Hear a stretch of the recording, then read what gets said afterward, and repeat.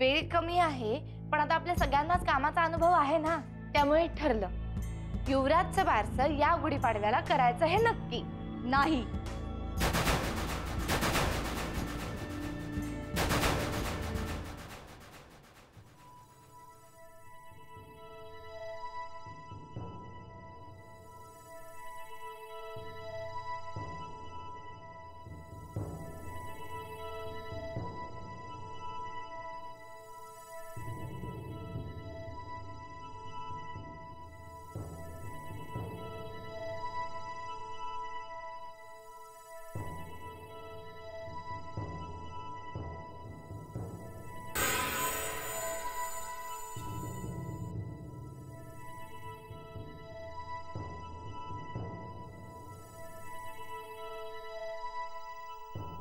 अहो, असे का बसला? काही होतंय का तुम्हाला? नाही, थकल्यासारखं वाटतंय थोडंसं. थोडं काय? खूप थकल्यासारखे दिसताय तुम्ही. मी डॉक्टरांना बोलवू का? आतेबाई आहेस का तू? काही झालं की आपलं डॉक्टरांना बोलवा. असं का करतायत? थाप लागली आहे तुम्हाला? तुम्ही सगळ्यांनी मिळून ठरवूनच टाकलेत ना, नरसिंह नावाचं वादळ कायमचं शांत करायचं. काय बोलताय तुम्ही? थांबा, मी आत्याबाईंना बोलवते. काही गरज नाहीये. असं का करताय तुम्ही? असं बोलायला लागल्यावर मी काय करायचं? आत्याबाईंशिवाय दुसरं कोणाचं ऐकता का तुम्ही? जानकी, मी काय मला गंमत वाटते म्हणून हे असलं बडबडत नाहीये, पण या घरात काहीतरी शिजतंय. वामन दादांबद्दलच बोलताय ना तुम्ही? कोणाचंही नाव घ्यायचं नाहीये मला, पण खूपच ठरवून सगळं चाललंय एवढं नक्की. हे बघा, तुम्हाला बोलून मन हलकं करायचं असेल तर मी खरंच आत्याबाईंना बोलवते. तिच्यापासूनच तर लपवून ठेवायच्यात गोष्टी. तिला या गोष्टीची कुणकुण जरी लागली ना तरी खूप अस्वस्थ होईल ती. अहो, तुम्ही नाही सांगितलं तरी त्यांना कळल्याशिवाय राहणार आहे थोडीच. इतक्या रात्री नको कळायला तिला काही. मग मला सांगा, काय होतंय तुम्हाला? कोणी काही बोललं का? काही नाही, काही नाही झालं जानकी. मला माझ्या खोलीत घेऊन चल. अंथरुणावर पडलं की कदाचित बरं वाटेल. झोप लागेल की नाही माहित नाही. नाही की नाही, तुमचं दादाचं मानसिक खच्चीकरण करून तुम्हाला संपवण्याचा प्रयत्न करतोय. चल.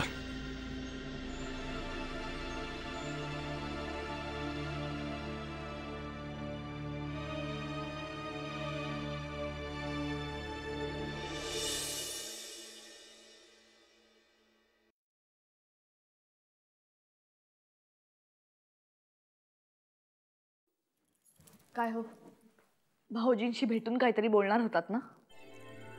बोललो. त्यानंतर काय झालं हेही सांगितलं मी तुला. त्यांना परत भेटा. जोपर्यंत आपल्या मनासारखं घडत नाही तोपर्यंत त्यांना भेटत राहा. सारखं सारखं भेटत राहा. आणि आपल्याला जे काही हवंय ते त्यांच्या डोक्यात घाला. डोक्यात घाला म्हणजे नक्की काय करू? सगळ्या पद्धतीने मी दादाच्या मागे लागलोय, पण दर वेळेला हा परशू काहीतरी शहाणपणा करतो. तुला सांगतो, मला ज्या ज्या गोष्टीत रस आहे ना, ती प्रत्येक गोष्ट त्याला हवीच असते. तुम्ही कुठे त्या अडाणी माणसाचं मनावर घेताय? 2 दिवस बडबड करेल आणि मग गप्प बसेल. आईल्या परशूला अडाणी समजण्याचा मूर्खपणा निदान तू तरी करू नयेस. आपल्या सगळ्यांना शहाणपण शिकवू शकतो तो. तुम्ही त्या माणसाकडे जरा दुर्लक्षच करा.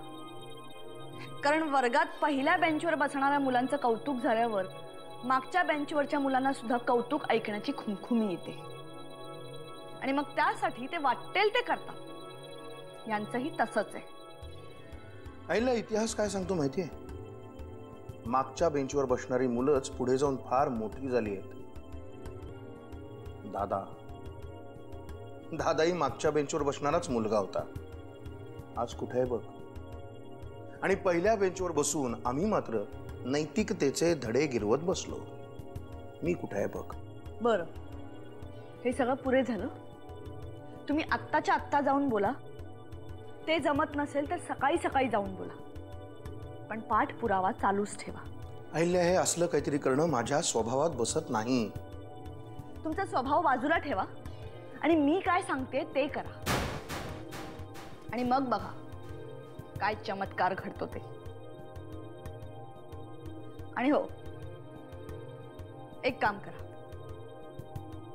या रमावती सहकारी बँकेच्या प्रकरणात प्रभाताईंना मध्ये घ्या. पण आपल्या बँकेच्या व्यवहारात प्रभाताईला काय म्हणून घ्यायचंय?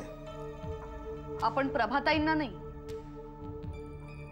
त्यांच्या मुलाला म्हणजे विक्रांतला मध्ये घ्यायचंय. कारण सत्ताधारी पक्षातून बाहेर पडल्यानंतर भाऊजींची बँकेवरची हुकूमत थोडी कमी झाली आणि तिथे विक्रांत प्रति नरसिंह किल्लेदार बनू पाहतोय. त्यामुळे त्याला जर का मध्ये घेतला ना, तर आपल्याला या प्रकरणाला हवा तो रंग देता येईल. काय एक एक भन्नाट कल्पना येत असतात ग तुझ्या डोक्यात. हा, आता कुठे तुम्हाला माझ्या कल्पनांची किंमत कळायला लागली? या अशा कल्पना लहानपणापासूनच मला सुचत आहे.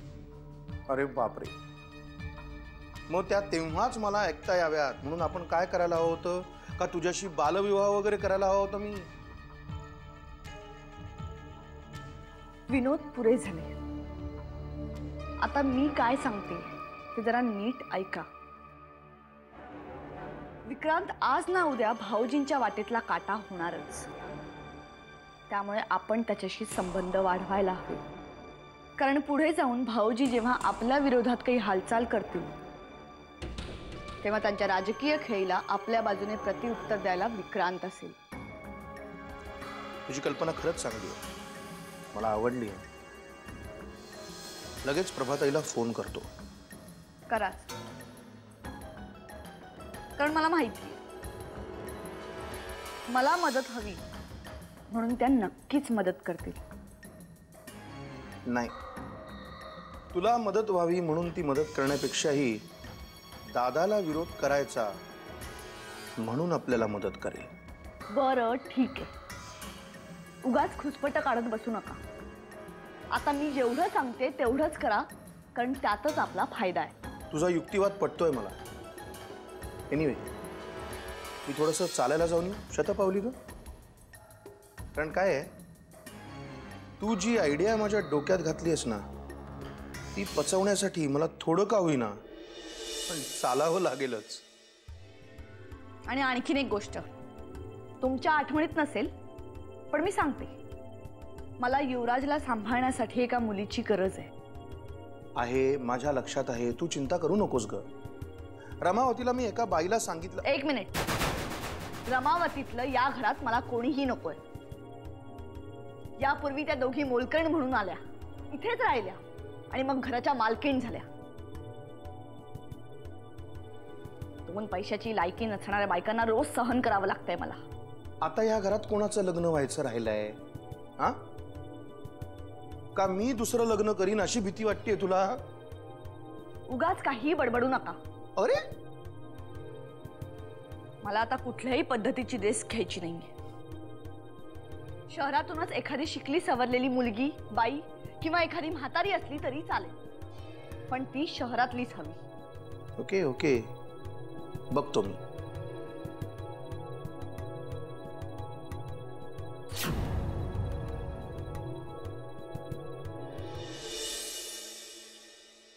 डॉक्टर, नक्की काय झालं यांना? मी आत्ता चेकअप केल्यानंतर तरी मला तसं काही आढळून आलेलं नाही. पण तुम्ही म्हणताय त्याप्रमाणे रात्री जर त्यांना धाप लागलेली असेल तर मला वाटतं त्यांची एक स्ट्रेस टेस्ट करून घ्यावी. म्हणजे ते काय असतं? म्हणजे काल रात्री त्यांना काहीतरी होतंय माझ्या लक्षात आलं होतं, पण मिसेस किल्लेदार, घाबरण्यासारखं काहीही झालेलं नाही. स्ट्रेस टेस्ट याच्यासाठी की त्यामुळे आपल्याला पुढे काही होणार असेल तर समजून येईल. ओके, ठीक आहे, येतो.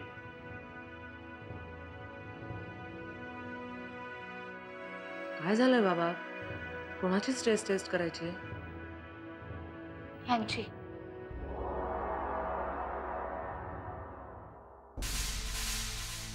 काल रात्री यांना खूप त्रास झाला. म्हणजे सारखी धाप लागत होती. उशीर झाला होता म्हणून मी कोणाला त्रास नाही दिला. म्हणजे तुम्हाला मलाही सांगावंसं नाही वाटलं? आणि कारण काय तर माझी झोपमोड होईल म्हणून? जानकी, उगाच काहीतरी घरातल्या लोकांना घाबरवू नकोस. काही झालेलं नाही अमृता. कदाचित कामामुळे थोडासा थकवा आला असेल. आणि आता डॉक्टर म्हणाले ना काही झालेलं नाहीये म्हणून. डॉक्टर असंही म्हणालेत की तुमची स्ट्रेस टेस्ट करायची. अमृता, डॉक्टरांनी त्यांचं काम केलंय, आता आपण आपलं काम करायचं. बाबा, आता आपण थोड्याच वेळात दवाखान्यात जाणार आहोत. मी तुमचं काहीही ऐकणार नाहीये. हे बघ अमृता, माऊशी खेळल्यानंतर मला बरं वाटेल. प्लीज ऐक माझं.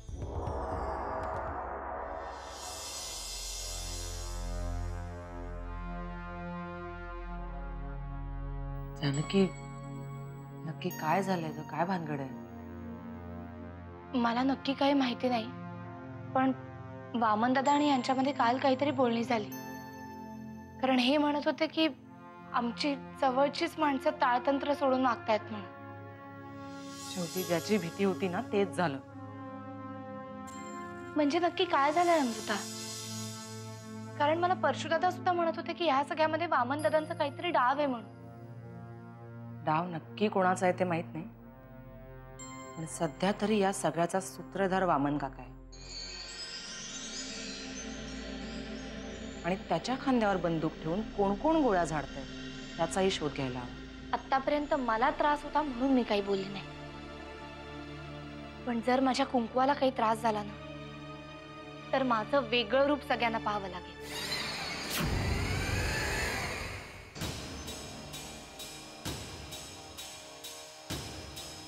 जानकी, आत्ता या विषयावर काही नको बोलू. पण नंतर बोलू या विषयावर. आधी बाबांची स्ट्रेस टेस्ट होऊ दे, मग काय करायचं ते ठरवू आपण. पण मग परशुदादा बोलत होते त्याचं काय करायचं?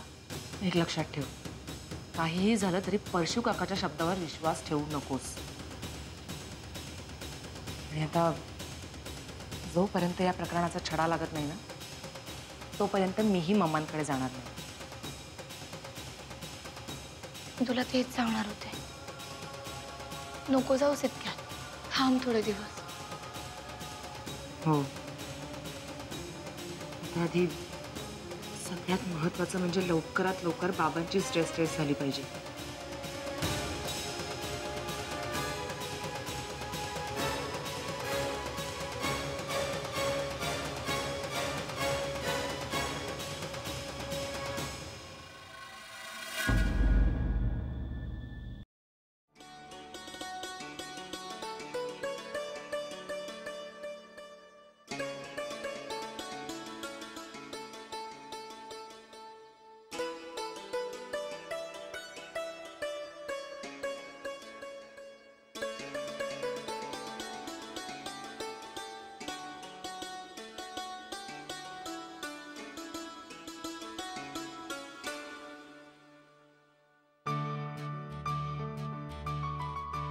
ए अमृताताई, हा तांब्या उलटा का ठेवतात ग?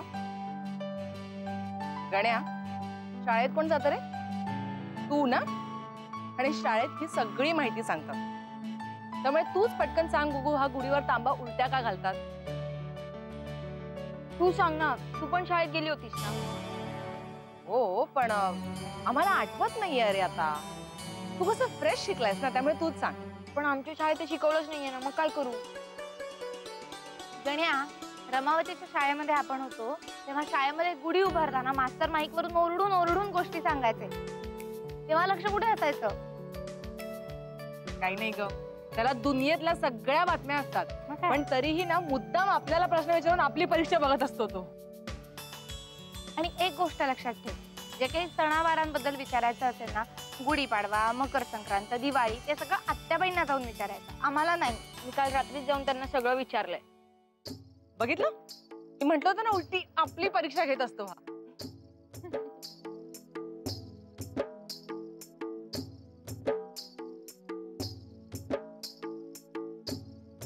अरे चांगले हसत होतात ना, मग असे गप्प का झालात? घरातली माणसं हसली तर मला काही प्रॉब्लेम होत नाही. काही नाही बाबा, हा गण्या आमची मस्करी करत होता. अरे गण्या, काय मस्करी करतो? बरं चला, इतके छान हसताय तोपर्यंत आपण गुढी उभारून घेऊ. कारण आपल्या घरामध्ये कुठली बातमी कधी वाऱ्यासारखी पसरेल आणि आपल्या कानांपर्यंत येऊन आपला मूड जाईल सांगता येत नाही. चला. नाही थांबा, मी तेच विचारणार होते की बाकी सगळ्यांना बोलवूयात ना. वामन दादा, अहिल्याताई, परशु दादा, सुगंधा, सगळ्यांना बोलवायला पाहिजे ना. गुढी उभारायची म्हणजे माझ्या मुलीचं लग्न नाही लावायचंय. वेगळं आमंत्रण हवं की काय या लोकांना? या घराची गुढी उभारतोय, सगळ्यांनी यावं. तसं नाही, पण मागच्या वर्षी सगळेजण एकत्र येऊनच गुढी उभारली होती ना. जानकी, गेल्या वर्षीची परिस्थिती आणि आताची परिस्थिती यात जमीन आसमानाचा फरक आहे.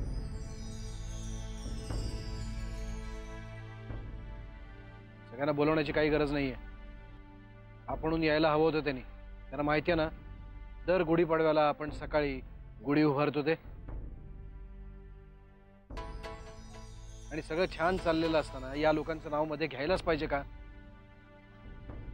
बरं चला, आता पुन्हा एकदा प्रत्येकाने आपापल्या चेहऱ्यावर हसू आणा आणि लवकर गुढी उभारून घ्या. कारण एकदा का गुढी उभारून झाली की सगळ्यांचे गोड चेहरे पुन्हा कडू होणार आहेत. म्हणजे कारण आत्या आजीने वाटीभर कडुलिंबाचा रस पाठवलाय ते आईला.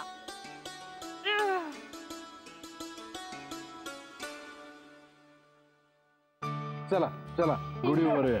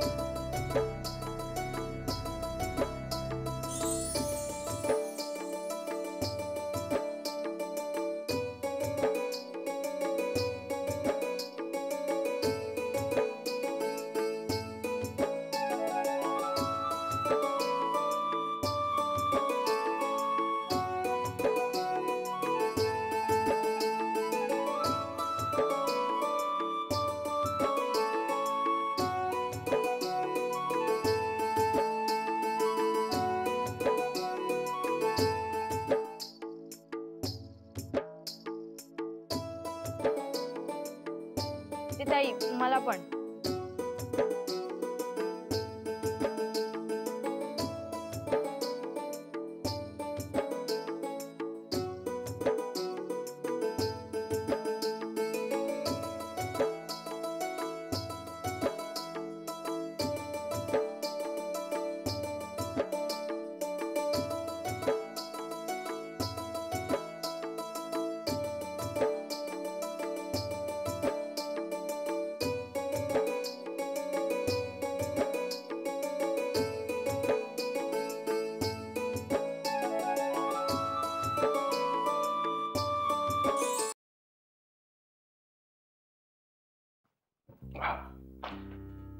काही म्हणा, पण हा गुढीपाडव्याचा सण लय भारी असतो.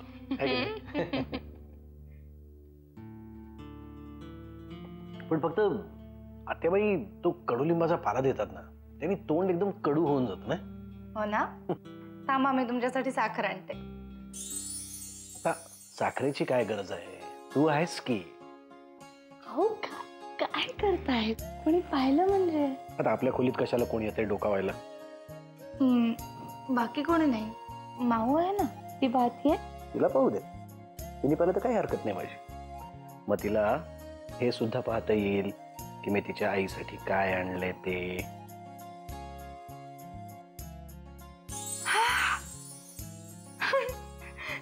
लय भारी आहे की नाही?